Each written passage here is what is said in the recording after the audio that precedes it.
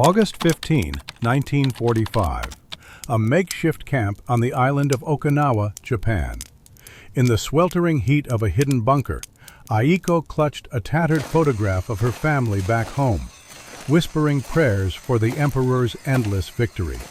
She had been told the Americans were monsters who would show no mercy to those who served the Empire.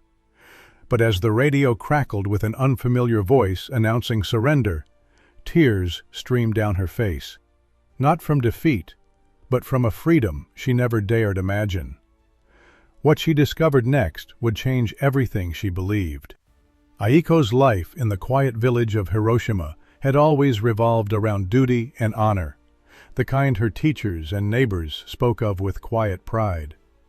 Born in 1923 to a family of rice farmers, she grew up listening to stories of the Emperor's divine rule and Japan's destined rise as the light of Asia. School lessons painted the war as a noble struggle against Western greed, where every citizen's sacrifice would secure a glorious future. By her late teens, with the Empire's needs growing urgent, Aiko felt that pull strongly. She was just 18 when the letter arrived in the spring of 1943, delivered by a stern-faced official from the local Women's Association. It spoke of national service for young women like her, helping the troops in far-off places, contributing to morale and victory. Her mother nodded approvingly, wiping away a tear, while her father reminded her of the Bushido Code, the way of the warrior that demanded unwavering loyalty. Aiko packed her few belongings, a kimono, a small mirror, and that family photo, believing she was stepping into a role of quiet heroism. The recruitment drives that year swept through rural Japan like a steady wind, pulling in over 400,000 women for auxiliary roles that ranged from factory work to more hidden supports on the front lines. Propaganda posters showed smiling girls in uniforms, their faces lit with purpose, promising adventure and respect. For Aiko, it meant leaving the familiar fields behind, boarding a crowded train to the coast, and then a creaking ship bound for the Pacific Islands. She didn't question it. Doubt was unpatriotic, and her heart swelled with the idea. Gangplank with a group of other young women, her legs shaky from the long voyage, the air thick with salt and smoke. Rough hands from Japanese soldiers guided them to waiting trucks, their faces hard and weary under the dim lanterns. No grand welcome awaited, just the endless green of the island's hills, scarred by craters, and the low hum of generators that sputtered more than they purred. Okinawa, a chain of islands south of the Japanese mainland, had become a vital outpost in the Empire's Pacific defenses, a place where troops gathered to push back against the advancing Americans. But by the time Aiko arrived, the war's strain was already showing. Japan's supply lines, stretched across thousands of miles of ocean, were under constant attack from U.S. submarines and bombers. Simple things like rice or medicine arrived in trickles, if at all, forcing everyone to ration what little they had. Aiko's group was hustled into a makeshift camp hidden in the jungle. Tents and bamboo huts clustered around the central command post. The officers explained their duties briskly, assisting with communications, laundry, and whatever else kept the men focused on the fight. For Aiko, it meant long hours folding uniforms stained with sweat and mud, or carrying messages through the humid paths. She told herself this was her contribution, a small thread in the Empire's unbreakable fabric. Yet hints of her real role emerged slowly, like shadows at dusk. The other women, some older and quieter, avoided her eyes when the soldiers came at night, their laughter echoing from the partitioned areas. Aiko's stomach twisted with confusion, but she clung to the propaganda she'd memorized. Sacrifice for the greater good, where personal comfort meant nothing against national honor. Food was scarce. Breakfast might be a handful of millet with watery tea, dinner even less. By 1944, fuel shortages had grounded about 70% of Japan's aircraft, leaving the skies to the enemy and the island feeling more trapped than fortified. Aiko noticed how the trucks sat idle for days, their tanks empty, and how pilots grumbled about missions canceled for lack of gas.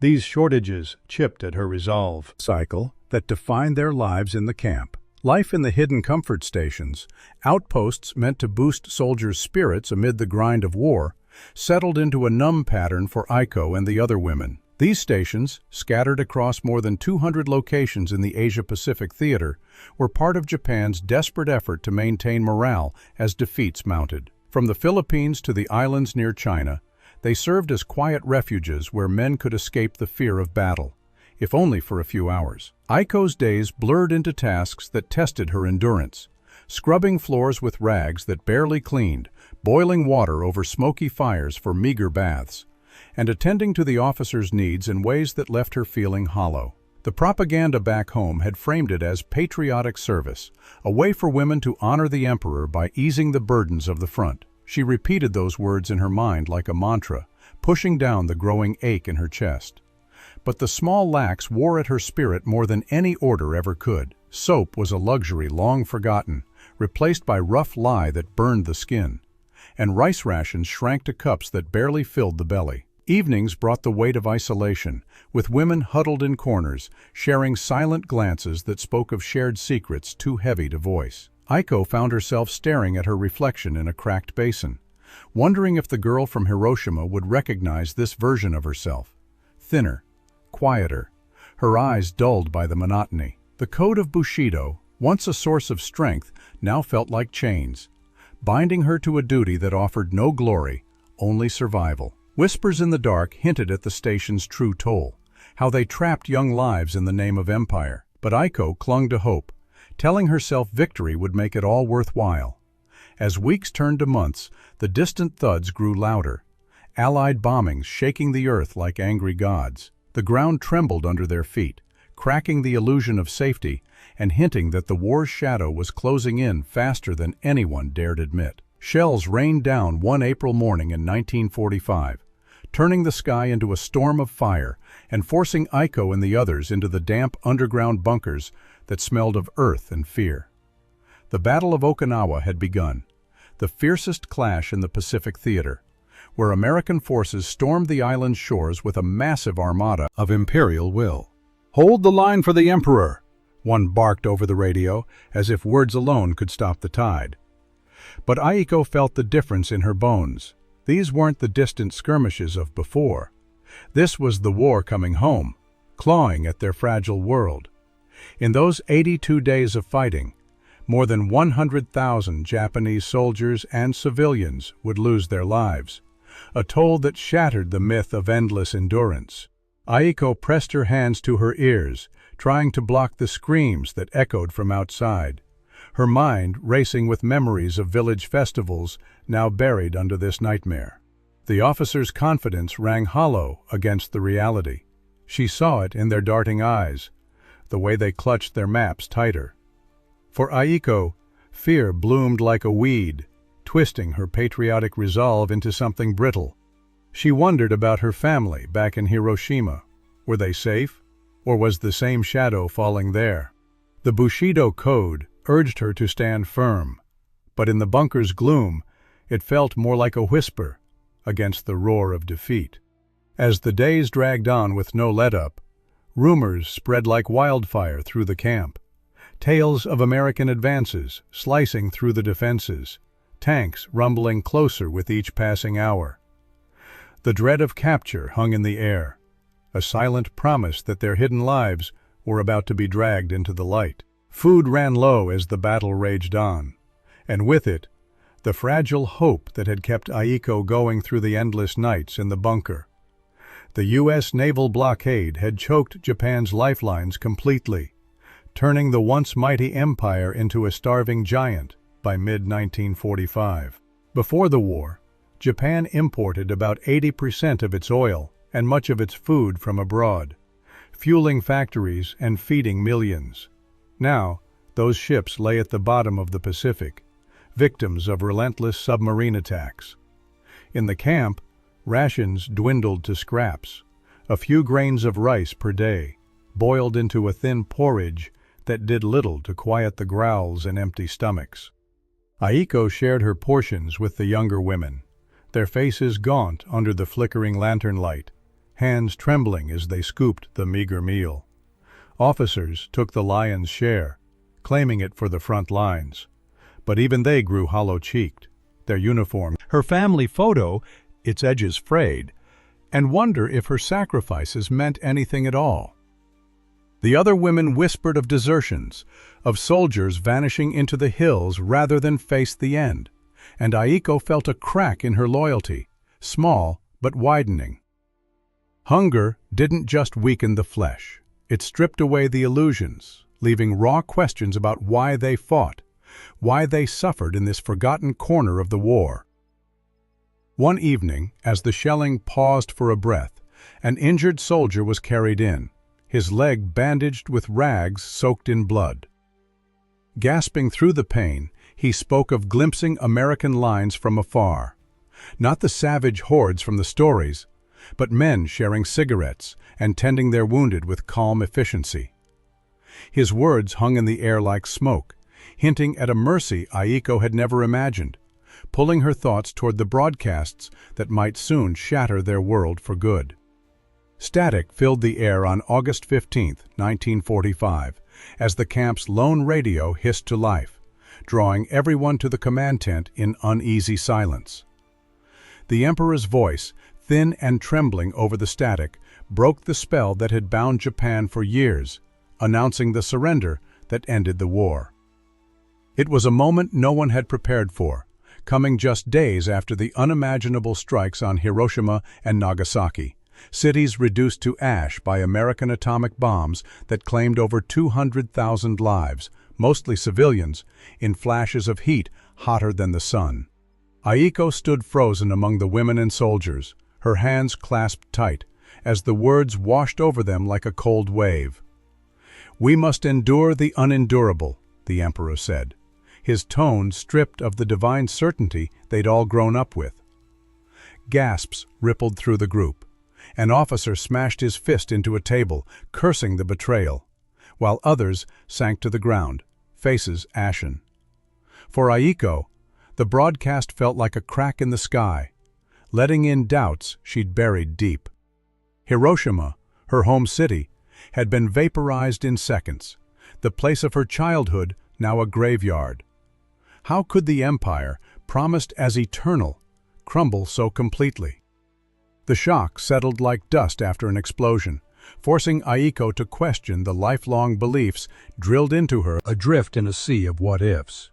As the sun set on that fateful day, the first American patrols could be heard in the distance, their jeeps crunching over the paths once guarded by Japanese sentries, ready to test every myth Aiko had ever held dear. Footsteps echoed outside the bunker that evening, heavy boots on the jungle path, pulling Aiko from her daze as the American soldiers announced their arrival with calm shouts in a language she barely understood. The post-surrender occupation unfolded swiftly across Okinawa and the Pacific Islands, with U.S. forces stepping in to secure areas once held by a defeated Japan, their goal to restore order without the revenge the propaganda had warned of. In the days after the Emperor's broadcast, patrols like this one fanned out to locate hidden camps, liberating more than 1,000 sites where women like Aiko had been stationed, places the Japanese military had kept secret even from their own people. Aiko's heart pounded as the canvas flap lifted, revealing tall figures in olive uniforms, rifles slung but not raised, their faces stern, yet not twisted in the hatred she'd been taught to expect. One soldier, a young sergeant with a Midwestern drawl, scanned the group and barked orders to his men in English, then switched to broken Japanese learned from interpreters. No harm, food coming. They moved methodically, checking for weapons and booby traps, treating the surrendering Japanese officers with clipped efficiency rather than blows. Aiko shrank back, her mind flashing to the stories of barbaric invaders who would drag women away in chains. But these men handed out canteens of fresh water and K-rations, canned meat and crackers, that smelled foreign and rich. That simple act of sharing food hit Aiko like a jolt, stirring confusion in the pit of her stomach, where fear had rooted deep. The propaganda reels back home had painted Americans as greedy capitalists, monsters who devoured the world without mercy. Yet here they were, dividing their supplies without question, their portions far heartier than anything the camp had seen in months. She took a cracker tentatively, its crispness a shock after years of mush, and chewed slowly, tasting salt and something almost To Aiko without a word, his gloved hand steady and unthreatening in the lantern's glow. Under the rules set by the Geneva Conventions, which the U.S. military followed even for civilians caught in the war's web, treatment for those in places like Okinawa's hidden camps focused on basic humanity, medical aid, shelter, and protection from further harm. The American Red Cross, working alongside the troops, had already aided over 50,000 people in the Pacific Theater by late 1945, sending in supplies and nurses to patch up the wounds of a conflict that left no one untouched. Aiko flinched at first when the medic approached, his shadow long across the dirt floor. But he spoke softly through an interpreter, asking permission before checking her for injuries. "Just a look," the words came, translated into hesitant Japanese, as he unwrapped a bandage from his pack and cleaned a cut on her arm with alcohol that stung less than the fear in her chest. The other women watched, some reaching out tentatively for the soap he passed around, real soap, scented faintly of flowers that foamed under water from his canteen. He worked methodically, no rush or anger, even bandaging an older woman's infected foot without a hint of judgment. Aiko felt the cool cloth on her skin, a simple touch that carried the weight of care she'd only known from her mother back home. That unexpected kindness washed over Aiko like rain on parched earth, stirring a relief so deep it brought tears she couldn't hold back. The propaganda had filled her head with images of American savages, men who would trample dignity underfoot. But this medic's quiet efficiency told a different story, one of discipline and compassion that made her Bushido-forged pride feel small and misguided. Clean linens, folded neatly in his bag, symbolized a world of order she hadn't known since leaving Hiroshima, a reminder of the humanity she'd lost in the camp's shadows. As she wiped her eyes, shame mixed with gratitude. How could the enemy offer what her own side had withheld? The other women murmured thanks, their voices soft, the bunker feeling less like a prison for the first time. It was as if the war's end had peeled back the lies, revealing not monsters, but people much like themselves, bound by the same frailties. In the hours that followed, as the medics moved on, hushed conversation out more than 300,000, along with endless fuel, food, and gear that kept their forces marching without pause. In the camp, now under loose American watch, crates arrived by jeep, boxes of canned goods, fresh fruit from Hawaii, and coffee that brewed hot and strong over portable stoves. Aiko watched as soldiers handed out the chocolate, explaining through gestures and words that it was standard issue, something every GI carried like a lucky charm. The women accepted pieces hesitantly, some savoring the treat with wide-eyed wonder, others sharing bites like a secret treasure. It wasn't just food, it was proof of a nation that fed its people without the gnawing hunger Aiko knew too well, a land where abundance flowed from endless assembly lines rather than ration books. That small bar dissolved more than myths in Aiko's mouth. It chipped away at the stories of American weakness, the lazy capitalists, too soft for true war. Back in Japan, propaganda had mocked the U.S. as a decadent giant, bloated and brittle. But this chocolate spoke of quiet strength, of farms and factories working in harmony while her homeland starved under blockade. She felt a pang of envy mixed with awe, her fingers sticky as she licked them clean, remembering the meager sweets of her childhood village. saved for festivals that now seemed like dreams. The other women nodded in silent agreement, their faces softening around the edges, the empire's boasts fading against this tangible reality. For Aiko, it was a turning point, sweet and bitter, where the war's lies tasted wrong for the first time. Later that afternoon, as the sun climbed high, Aiko slipped away to a quiet spot under a banyan tree, her thoughts turning inward to the home she'd left behind, and the judgment she feared from those who might never understand what she'd endured. Alone at night, with the camp's lanterns casting long shadows, memories flooded back to Aiko like waves crashing on the shore, pulling her into a tide of quiet turmoil.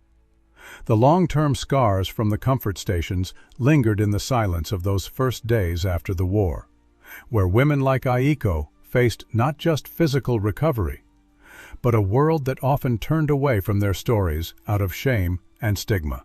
In the years following 1945, many survivors remained hushed about their experiences, silenced, chocolate's sweetness turning sour in her throat, as if accepting it meant erasing the girl who'd believed in sacrifice. Yet, amid the isolation, tentative trust began to bud, like a fragile shoot after rain. When an interpreter shared tea without demand, Aiko met her eyes for the first time, a small bridge over the chasm of her pain. That reckoning weighed heavy on Aiko, the war's end freeing her body from chains but leaving her mind a battlefield of unanswered questions. The Bushido ideals that once guided her now felt like shattered porcelain, beautiful but broken, unable to hold the reality of what she'd given for an empire that had used her up. Shame burned in her chest, not for surviving, but for the illusions that had kept her silent, for the family photo that mocked her with its innocent smiles. She thought of Hiroshima's ruins, of her mother's gentle hands, and wondered if they could ever see past the silence to the strength it took to endure. The Americans' care, professional and detached, only deepened the confusion. They treated her as a person worth saving, not a tool to be discarded, stirring a slow thaw in the ice around her heart. It wasn't forgiveness yet, just a weary acknowledgement that humanity could exist on both sides of the line. As the days blurred into a week, plans for repatriation stirred in the camp, ships gathering in the harbor, promises of return to a homeland forever changed, evoking a swirl of fear and fragile hope that would soon peak in a moment of raw release. As the transport ship left the harbor of Okinawa, Aiko stood at the rail, staring at the shrinking island on the horizon, the sea wind whipping her hair as if trying to pull the past away. Mass repatriations swept through the Pacific in the wake of surrender, with over 6 million Japanese soldiers and civilians returning home between 1945 and 1946 aboard American vessels that ferried them across oceans once battlegrounds. Aiko had boarded that morning amid a crowd of weary faces, soldiers with bandaged arms, women clutching bundles of salvaged clothes, all shuffling up the gangplank under the watchful eyes of U.S. sailors who directed them with nods rather than shouts.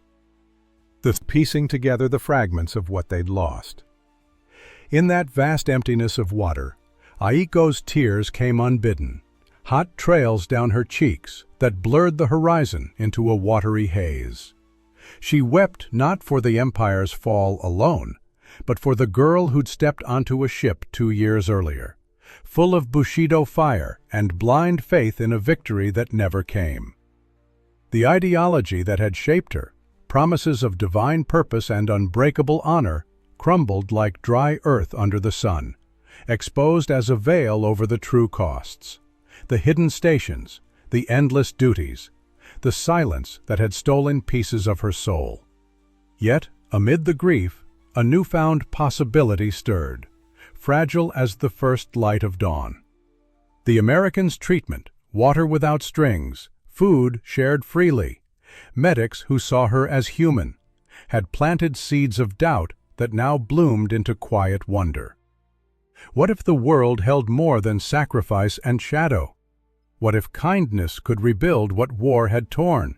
She gripped the rail tighter, her sobs mixing with the wind, releasing the weight of illusions for the uncertain freedom ahead. The other women nearby reached out, a hand on her shoulder, their own eyes glistening. In that shared vulnerability, humanity endured, bridging the divides the war had carved so deep. As the ship cut onward, Aiko felt the ideology's chains loosen fully, not with anger, but with a weary peace. The realization that ordinary lives, scarred but unbroken, carried history's heaviest burdens and somehow still found their way home.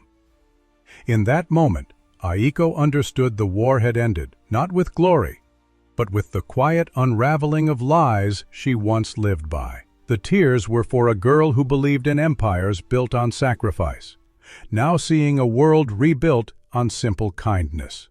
Her story, like so many, reminds us how ordinary lives bear the weight of history's turns. If these hidden chapters of World War II move you, please subscribe for more tales of resilience and revelation.